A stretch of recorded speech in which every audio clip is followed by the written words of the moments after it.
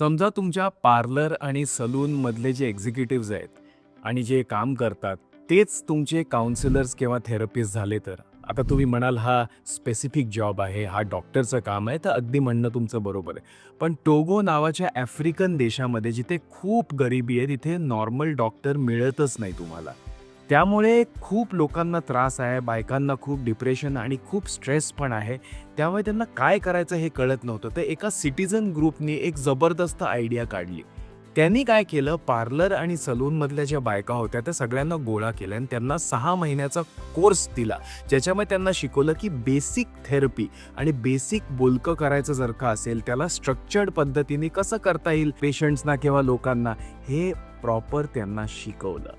कारण त्यांना माहिती होतं की पार्लरमध्ये जेव्हा मनुष्य येतो आणि तो त्या पार्लरच्या जे थेरपिस्ट असतात त्यांच्याशी बोलतो, तेव्हा एक विश्वास असतो त्याच्यामध्ये आणि विश्वास असला की मन हलकं होतं आणि आपलं तुम्ही मनातलं बोलता.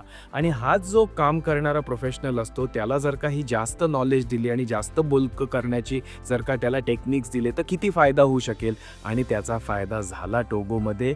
खूप बायकांना सलून आणि पार्लरमध्ये जाऊन खूप स्ट्रेस फ्री व्हायला लागल्या आणि ओव्हरऑल हेल्थ इंडेक्स तिथला वाढला. बघा किती सिम्पलची आयडिया आहे. आणि अगदी बरोबर आहे की ह्या सगळ्या ज्या स्ट्रेस आणि ज्या मेंटल गोष्टी असतात त्याच्यासाठी तुम्ही प्रोफेशनलकडे जायला लागतं, डॉक्टरकडे जायला लागतं. पण कम्युनिटी ग्रुपचा किती फायदा होऊ शकतो हे आपण शिकलं पाहिजेत.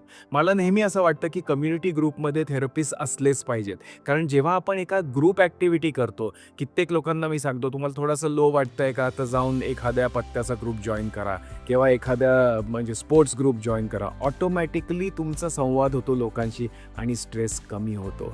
Groups is one of the ways to reduce your stress.